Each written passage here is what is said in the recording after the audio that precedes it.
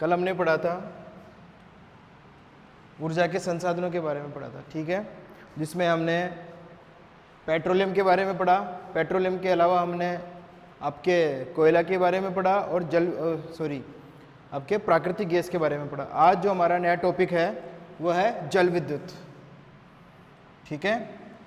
जल विद्युत जो है वो भी हमारा एक ऊर्जा का संसाधन है। वर्तमान में अगर हम देखें तो पूरे विश्व में इसके व्यापक संभावनाएं मौजूद हैं और भारत जैसे देश में तो बहुत अधिक संभावनाएं हैं विद्युत उत्पादन की जल विद्युत से, ठीक है, क्योंकि हमारे भारत में बहुत सारी नदियां हैं जो बहती है, जैसे कि उत्तर भारत की नदियां हैं, मध्य भारत की नदियां हैं, दक्षिण भारत की नदियां हैं, प्रायद्वीपीय भारत की जो नदियां हैं वो हमारे लिए जल विद्युत उत्पादन में सहायक है और उत्पादन हो भी रहा है, ठीक है। तो देखिए जो जल विद्युत है, जल विद्युत ऊर्जा का ऐसा साधन है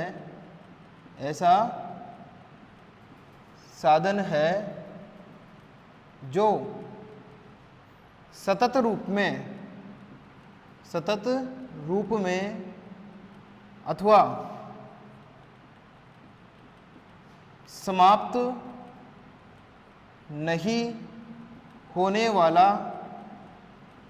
समाप्त नहीं होने वाला साधन है, ठीक है।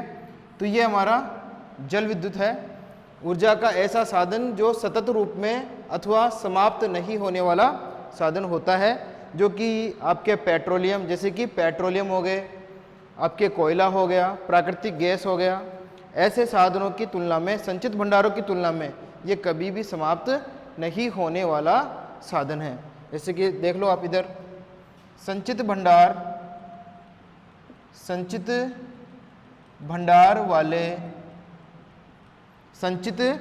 वाले संसाधनों की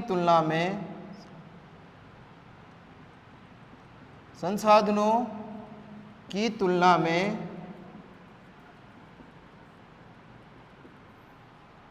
जल विद्युत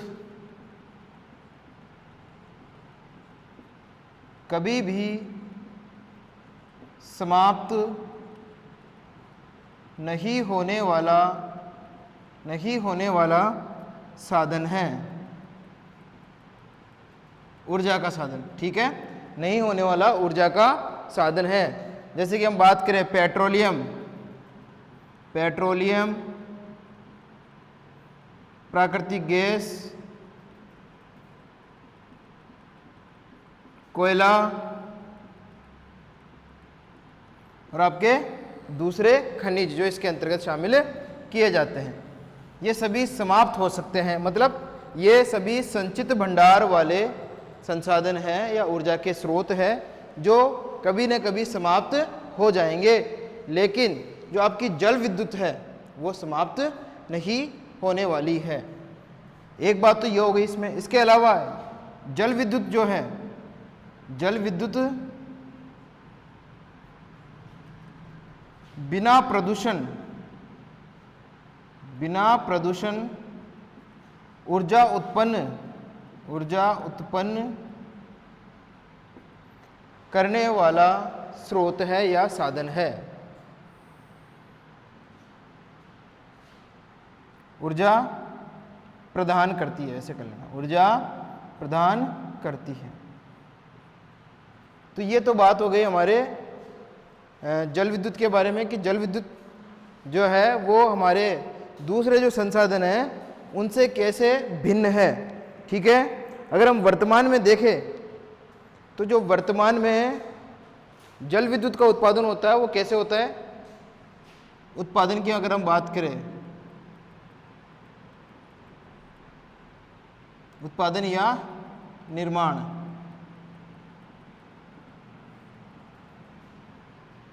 डायनमो यंत्र आते हैं विद्युत उत्पादन के, आपके डायनमो, टरबाइन, पवन की चक्कियों में भी लगाया जाता है, पता है ना आपको ये। डायनमो, टरबाइन तथा पोर्कलैंड सीमेंट से निर्मित बांधों से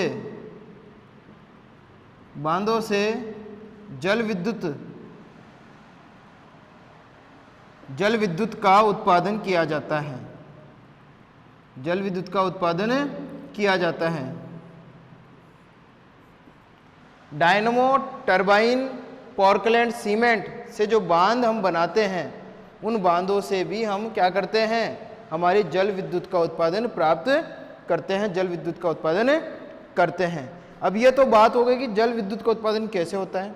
अब हम बात करेंगे कि जल विद्युत का जो उत्पादन है वो कौन कौन सी दशाओं में होता है। जैसे कि भौगोलिक दशाओं में किस प्रकार होता है, आर्थिक और मानवीय दशाओं में किस प्रकार से होता है। ठीक है, तो सबसे पहले हम बात करेंगे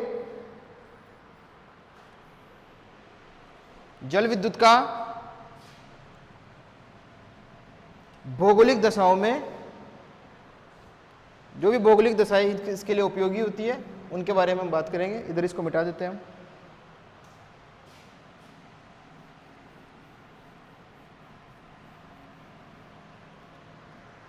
और इधर लिखते हैं। ठीक है, जल विद्युत उत्पादन के लिए, जल विद्युत उत्पादन हेतु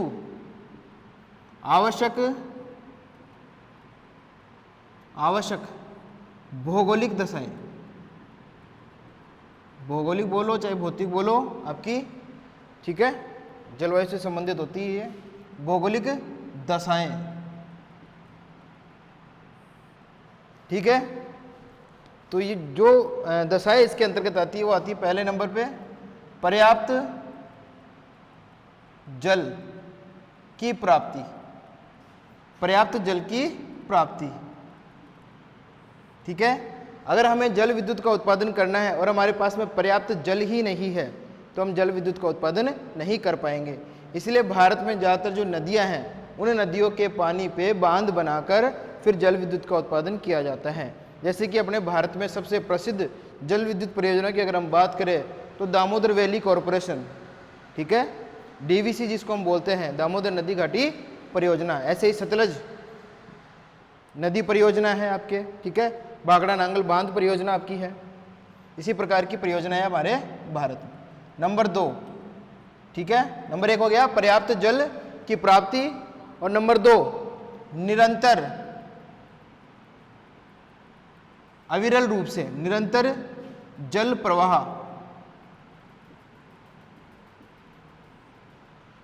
जिस जगह पे हम जल विद्युत का उत्पादन कर रहे हैं, जिस नदी के द्वारा जो बांध बनाया हुआ है, उस बांध में अगर निरंतर पानी नहीं आ रहा है, अविरल रूप से पानी नहीं है, तो फिर वहाँ पे हम जल विद्युत का उत्पादन नहीं कर सकते। इसलिए निरंतर जल प्रवाह वहाँ पे बना हुआ रहना चाहिए। नंबर 3 निरंतर जल प्रवाह हो गया। एक तो जल की प्राप्ति होनी चाहिए, निरंतर जल प्रवाह, तथा तीव्र वेग से जल की प्राप्ति। जल की प्राप्ति मतलब जो वेग हो जल का, प्रवाह का जो वेग हो वो कैसा हो, तीव्र हो, और तीव्र होगा तब जाकर ही हम जल विद्युत का उत्पादन कर पाते हैं। ठीक है, तो यह हो गया हमारा तीव्र वेग से जल की प्राप्ति होनी चाहिए। नंबर 4 है ढाल या तेज ढाल जिसको बोलेंगे, तेज ढाल। ठीक है, जो नदी जल प्रारूप है या प्रवाह है उसका जो ढाल क्षेत्र होना चाहिए वो तेज होना चाहिए। ठीक है, तीखा ढाल जिसको हम बोलेंगे वो होना चाहिए, ताकि जो वेग है, जो प्रवाह है नदी का वेग, वो तेज हो सके, तीव्र हो सके। ठीक है, नंबर 5, पांचवा जो हमारा आता है वो आता है टेम्परेचर, तापमान। ठीक है, जल का तापमान ऐसा होना चाहिए कि वो जम नहीं सके, मतलब बर्फ में बदल नहीं सके, मतलब कि टेम्परेचर ज़्यादा होना चाहिए। ठीक है, तापमान अधिक होना चाहिए, तापमान अधिक होना चाहिए, ज़्यादा भी नहीं कि बहुत ज़्यादा हो जाए।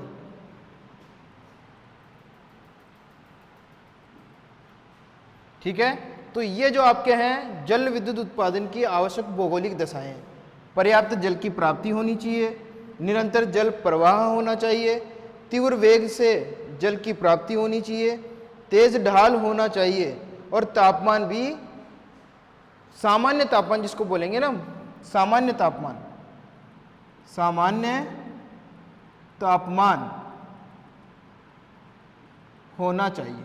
सामान्य तापमान जो है वो हमको जल विद्युत उत्पादन में सहायता प्रदान करता है। ठीक है, तो इस प्रकार से हमारे ये भौगोलिक दशाओं के अंतर्गत हम इनको शामिल करते हैं। ठीक है, तो जल विद्युत उत्पादन की आवश्यक भौगोलिक दशाएं हो गई। ठीक है, उसके बाद में जो हमारे अगली जो दशाएं आती है वो आती है आर्थिक और मानवीय दशाएं। आर्थिक और मानवीय दशाएं। जल विद्युत की आर्थिक जल विद्युत की आर्थिक एवं मानवीय दशाएं। मानवीय दशाएं। ठीक है, पहली जो दशाएं हमारी थी भौगोलिक दशाएं, जिसमें पर्याप्त जल की प्राप्ति, निरंतर जल प्रवाह, तीव्र वेग से जल की प्राप्ति, तेज ढाल, तापमान अधिक होना चाहिए, सामान्य तापमान जिसको हम बोलेंगे जिसमें पानी जमता नहीं है, बर्फ में तब्दील नहीं होता है, उसकी हम बात करते हैं। ठीक है, अब हमारी जो दूसरी जो दशाएं हैं वो है आपकी आर्थिक एवं मानवीय दशाएं। तो नंबर 1 जो है वो आता है आपका बाजार एवं मांग क्षेत्र। बाजार एवं मांग क्षेत्र की समीपता।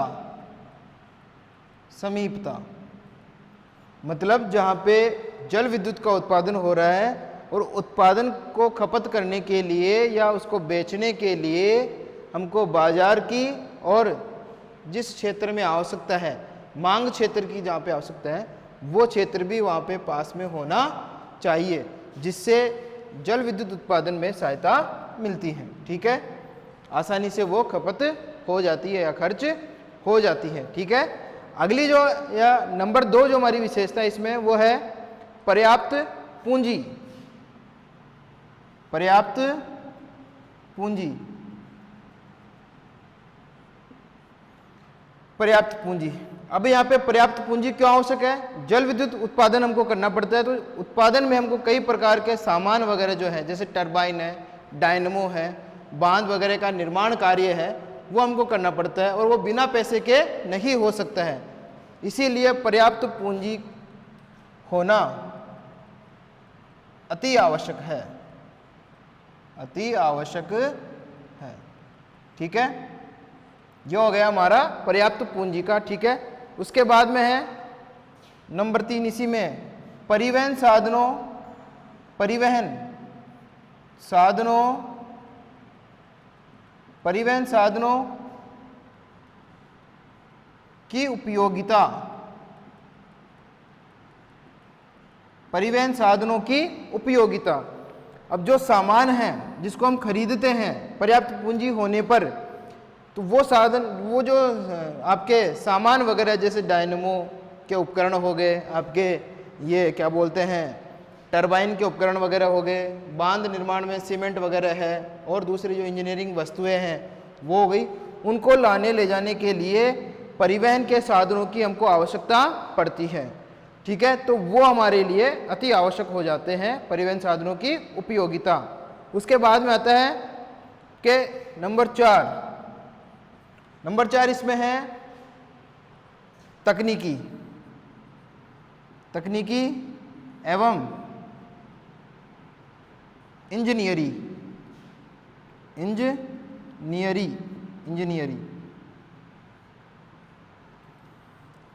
अब हम जल विद्युत का उत्पादन कर रहे हैं तो कौन से स्थान पे कर रहे हैं और किस प्रकार की वहाँ पे व्यवस्था हमको देखनी होती है और किस प्रकार के कार्य वहाँ पे करने पड़ते हैं, तो वो जो है वो आपके इंजीनियरिंग से संबंधित कार्य जो होते हैं, तकनीकी दक्ष जो कार्य होते हैं वो वहाँ पे संपन्न होते हैं। जैसे कि बांध का निर्माण कार्य, और फिर उसमें कितनी ऊंचाई पे उसको बनाना है, कितनी उसकी गहराई देनी है, वो सारा जो इंजीनियरिंग वर्क है वो इसके अंतर्गत हमारा आता है। कौन कौन सी वस्तुएं उसमें लगानी चाहिए, ठीक है, कौन सी सीमेंट है वो वहाँ पे लगेगी, तो वो जो सारा जो तकनीकी एवं इंजीनियरिंग जो कार्य है वो इसके अंतर्गत शामिल किया जाता है। किसमें? जल विद्युत की आर्थिक एवं मानवीय दशाओं में। ठीक है, मैं दोबारा से रिपीट कर रहा हूँ, जल विद्युत उत्पादन की भौगोलिक एवं मानवीय और आर्थिक दशाओं को। सबसे पहले हमारे जल विद्युत उत्पादन हेतु आवश्यक जो भौगोलिक दशाएं हैं, पर्याप्त जल की प्राप्ति होना अति आवश्यक है। जिस भी क्षेत्र विशेष में हम जल विद्युत का उत्पादन कर रहे हैं वहाँ पे हमारे लिए जल की प्राप्ति होना अति आवश्यक है, क्योंकि जल के बिना जल विद्युत का उत्पादन नहीं किया जा सकता। नदी वगैरह है या जल स्रोत का होना वहाँ पे अति आवश्यक है, और उस स्रोत में जल प्रवाह निरंतर होना चाहिए, निरंतर जल प्रवाह उसमें दिखना चाहिए। ठीक है, तीव्र वेग से जल की प्राप्ति होनी चाहिए, तो जो प्रवाह है उसका जो वेग है वो तेज होना चाहिए, ताकि जल विद्युत उत्पादन में आसानी हो सके। और वेग अगर तेज होगा तो सीधी सी बात है वहाँ पे ढाल भी तेज देखने को मिलेगा। अगर ढाल तेज नहीं है तो वेग अपने आप कम हो जाता है प्रवाह का। उसके पश्चात जो है वो तापमान इसमें देखने को मिलता है। तापमान कौन सा? सामान्य तापमान अगर नहीं है और जो जल है वो हिम के रूप में अगर है तो हम जल का उत्पादन नहीं कर सकते, जल विद्युत का उत्पादन नहीं कर सकते। इसलिए सामान्य तापमान वाला जल का होना अति आवश्यक है। ठीक है, ये हो गया हमारा जल विद्युत उत्पादन के लिए भौगोलिक दशाएं। ठीक है, उसके बाद में आपकी आती है जल विद्युत की आर्थिक और मानवीय दशाएं। इसमें बाजार और मांग क्षेत्र की समीपता आपके मानवीय दशाओं के अंतर्गत शामिल की जाती है, जिसमें विद्युत उत्पादन क्षेत्र के पास में अगर बाजार नहीं है विद्युत का और मांग क्षेत्र नहीं है तो फिर वो जो हम उत्पादन कर रहे हैं वो हमारे लिए व्यर्थ होता है। पर्याप्त पूंजी अगर हमारे पास में नहीं है तो जल विद्युत का उत्पादन नहीं कर सकते, क्योंकि उसमें कई प्रकार के महंगे उपकरणों की आवश्यकता होती है। इसके अलावा जल स्रोत जो है जैसे बांध वगैरह जो है उनके निर्माण कार्य में भी बहुत सारा पैसा हमको खर्च करना पड़ता है, तो पूंजी बहुत आवश्यक होती है। अब जो ये सामान जो होता है जिसमें हम पर्याप्त पूंजी से खरीद पाते हैं उसको लाने ले जाने के लिए बांध को निर्मित करते हैं तो उसमें बहुत सारा सामान लगता है। तो वो जो सामान है वो आपके परिवहन के साधनों की उपयोगिता वहाँ पे साबित करते हैं या सिद्ध करते हैं। उसके बाद में तकनीकी ज्ञान और इंजीनियरिंग जो है किसी भी बांध को बनाने में अति आवश्यक होती है, जल विद्युत के उत्पादन में भी अति आवश्यक होती है। ठीक है, तो इस प्रकार से हमारे जो है ये जल भौगोलिक दशाएं और मानवीय और आर्थिक दशाएं पूरी होती है। ठीक है, अगला जो हमारा टॉपिक आता है वो आता है जल विद्युत का महत्व। ठीक है, तो जल विद्युत का महत्व हम देखते हैं।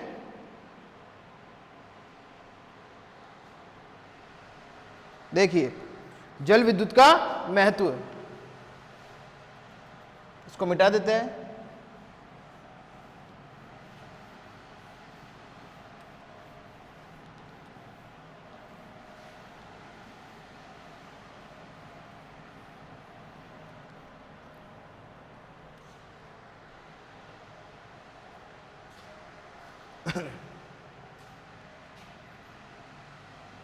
जल विद्युत का महत्व।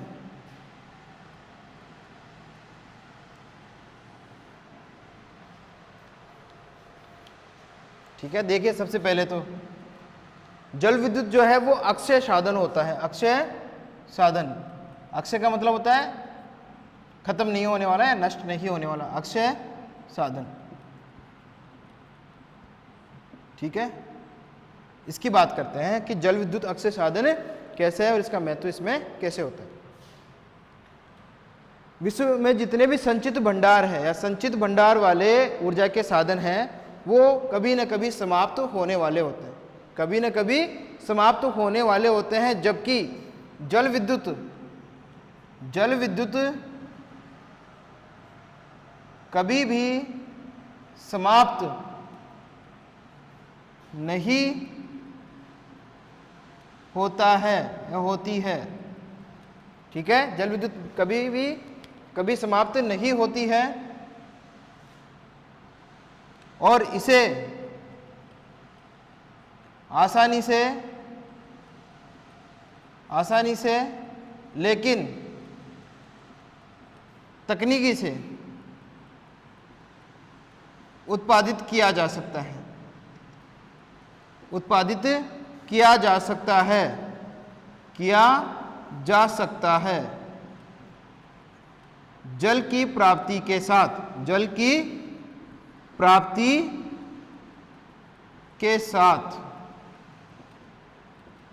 प्राप्ति के साथ हम अक्षय साधन के रूप में हमारी जल विद्युत का उत्पादन कर सकते हैं, या इसका जो महत्व होता है अक्षय साधन के रूप में हमको देखने को मिलता है। ठीक है, नंबर 2 आता है स्वच्छता। अब ये एकमात्र ऐसा संसाधन है सौर ऊर्जा के साथ साथ और पवन ऊर्जा के साथ साथ जिसमें पॉल्यूशन या प्रदूषण हमको देखने को नहीं मिलता। तो देखिए स्वच्छता, दूसरा महत्व क्या है इसका, स्वच्छता रहती है इसमें। ठीक है, स्वच्छता ऊर्जा के दूसरे साधनों की तुलना में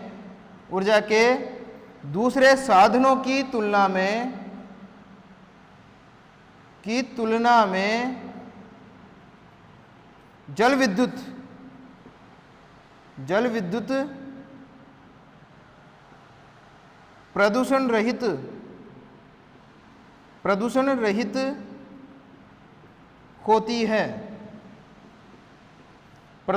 होती है, और इसमें जल का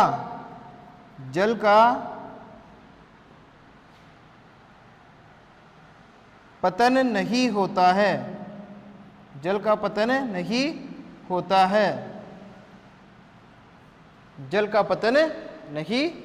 है, हालांकि कुछ गुण जो होते हैं वो जरूर नष्ट हो जाते हैं, कुछ गुण जरूर नष्ट हो जाते हैं, लेकिन फिर भी इससे प्रदूषण नहीं होता है। ठीक है, तो यह हो गया आपका दूसरा महत्व। ठीक है, तीसरा जो महत्व है इसका जल विद्युत का वो यह है कि इसका परिवहन आसान होता है। जल विद्युत का परिवहन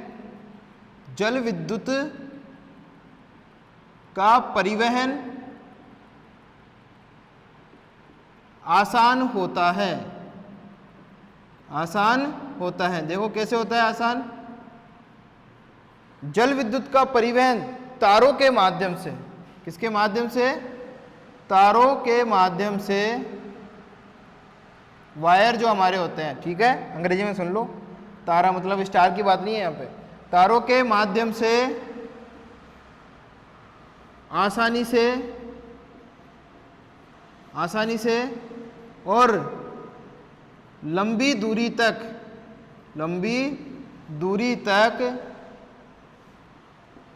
किया जा सकता है। तो ये हो गया तीसरा महत्व इसका जल विद्युत का। ठीक है, जल विद्युत का परिवहन आसान होता है क्योंकि इसका परिवहन तारों के माध्यम से किया जाता है।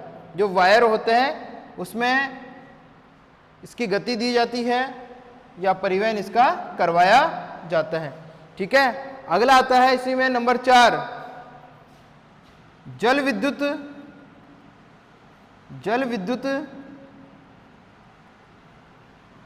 उपयोग में आसान होती है या सरल होती है। आसान या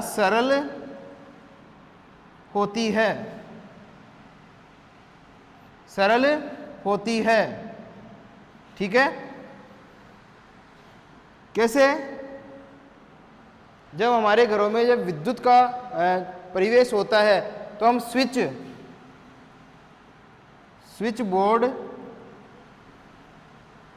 बोर्ड के माध्यम से और वायर के माध्यम से आसानी से जल विद्युत का उपभोग कर पाते हैं। जल विद्युत का उपभोग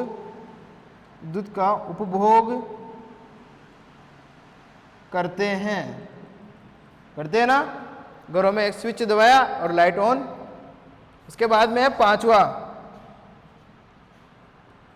पांचवा जो है कि वर्तमान में तारों के माध्यम से हम जल विद्युत को दुर्गम स्थानों तक भी आसानी से पहुंचा सकते हैं। तो पांचवा हो गया दुर्गम स्थानों पर पहुंच। वर्तमान में हम जल विद्युत का जो है परिवहन दुर्गम स्थानों पर भी आसानी से कर सकते हैं। कैसे? तारों के माध्यम से या वायर के माध्यम से हम जल विद्युत का परिवहन आसानी से कर सकते हैं। तो ये हो गया आपके 5 महत्व किसके? जल विद्युत के। ठीक है, दोबारा से मैं रिपीट कर रहा हूं, सुन लेना एक बार। जल विद्युत के महत्व। ठीक है, पहला है अक्षय साधन के रूप में हमको ये देखने को मिलती है। जल विद्युत कभी समाप्त नहीं होती है और आसानी से, लेकिन इसका तकनीकी रूप से उत्पादन किया जा सकता है जल की प्राप्ति के साथ। ठीक है, बाकी के जितने भी आपके संचित भंडार है वो समाप्त हो सकते हैं, लेकिन अक्षय साधन के रूप में जल विद्युत समाप्त नहीं होती है। स्वच्छता इसमें देखने को मिलती है, कोई भी किसी भी प्रकार का प्रदूषण जो है वो इसमें देखने को नहीं मिलता जल विद्युत में। हालांकि जल के कुछ गुणों में हम नुकसान महसूस कर सकते हैं या उसके नष्ट हो सकते हैं कुछ गुण। ठीक है, नंबर 3, जल विद्युत का परिवहन आसान होता है। तारों के माध्यम से या वायर के माध्यम से हम उसका परिवहन कर सकते हैं एक स्थान से दूसरे स्थान पे। जल विद्युत उपयोग में आसान होती है, एक स्विच के माध्यम से ही या वायर के माध्यम से ही हम जल विद्युत या लाइट का उपयोग कर सकते हैं। ठीक है, 5 जो है वो है दुर्गम स्थानों पर भी आजकल जो हमारी जल विद्युत है उसको आसानी से पहुंचाया जा सकता है। ठीक है, तो ये हो गए हमारे ऊर्जा में जल विद्युत का महत्व, ऊर्जा के साधनों में जल विद्युत का महत्व। ठीक है, अब हम बात करेंगे विश्व में जल विद्युत उत्पादन के संभावित प्रतिशत के बारे में या भंडार के बारे में। ठीक है, इसको मिटा देते हैं।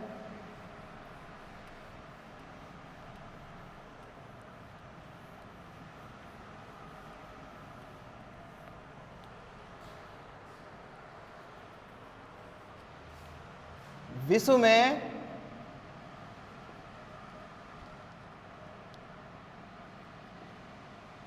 जल विद्युत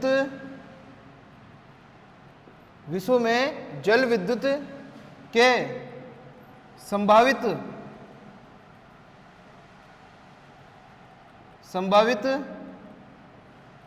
विश्व में जल विद्युत के संभावित भंडार या क्षमता, संभावित क्षमता।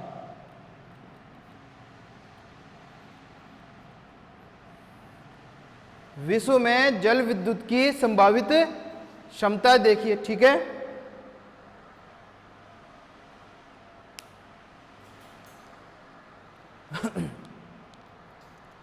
विश्व में अगर हम देखें तो विश्व में सर्वाधिक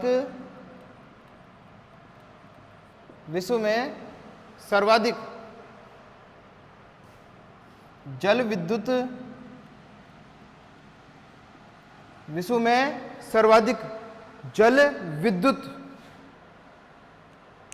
की संभावित क्षमता, विश्व में सर्वाधिक जल विद्युत की संभावित